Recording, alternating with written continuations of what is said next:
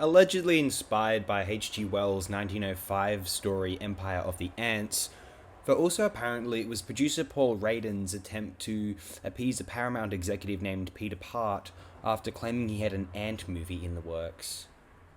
Radin called Saul Bass, of all people, Wright, the graphic designer of many iconic opening credit sequences, though also an occasional filmmaker, such as on the 1968 25-minute short Why Man Creates. Bass happened to know someone who was an expert on ants, I'm not sure whom, and this is a claimed origin story of the great masterpiece of cinema that is 1974's Phase 4. Perhaps Bass's friend was Ken Middleham, a nature photographer who was responsible for all of the insect photography in Phase 4. Look at it, isn't it just extraordinary? Bass had his associate Mayo Simon, who co-wrote the Why Man Creates short, pen the screenplay for Phase 4.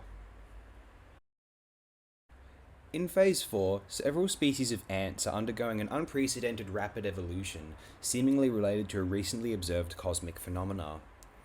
They build these odd structures in the Arizona desert and appear to be attempting to drive out and destroy all of the local human population. A couple of brave scientists are determined to solve this mystery. What happened to these ants? What are their intentions? Why do they seek conflict with the nearby humans? Is it possible to know what they want, and does it matter?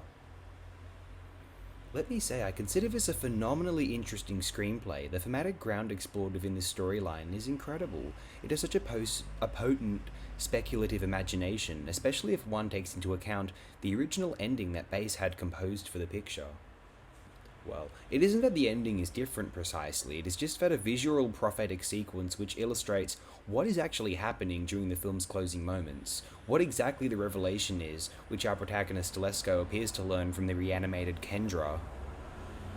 One of the most extraordinary acts of film photography on record, credit to the animal photography of Ken Middleham, and much praise also to the credited cinematographer Dick Bush, whose landscape shots are bewilderingly impressive. I feel very lucky as a film fan that Bass himself was allowed to direct Phase 4. I suppose the reputation of Why Man Creates, which had won the Oscar for Best Documentary Short Subject, spoke for itself. If any other director had helmed Phase 4, it wouldn't have been as special. Maybe if Mike Hodges had directed this film in 1974 instead of that year's The Terminal Man, it would have been interesting as well, although I wouldn't trade the juicy flesh that is The Terminal Man for anything ever. You could argue, oh yeah, what about Stanley Kubrick's Phase 4? Kubrick would just be repeating 2001 on Phase 4, and he'd know it, so he'd hand it over to Saul Bass, like the genius Kubrick was. If natural horror has a masterpiece other than Spielberg's Jaws, and other than Noel Marshall's Raw, it would have to be Saul Bass's Phase 4, which is not just a possible masterpiece among the history of creature features, but among science fiction features in general, and hell, cinema period. The music is credited as being provided by Brian Gascoigne, although apparently the electronic compositions are provided by one David Vorhaus and Desmond Briscoe. Also, the aforementioned cut ending montage, the music for this sequence was provided by one Stormo Yamashita, who you may know. He composed and recorded some jazz fusion adjacent albums in the 70s, I believe, in Japan. Prog rock, that sort of thing. Which is pretty cool, I think.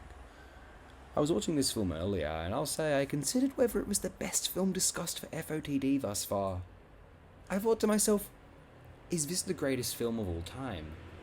If anyone viewing this upload hasn't seen Phase 4, seriously, get on it as soon as possible. If you have, you already know that it is a masterpiece, but nevertheless, feel free to share your love in the comments, if you like. I shall link the original ending in the description, which has been uploaded on YouTube, very fortunately. Have a brilliant day.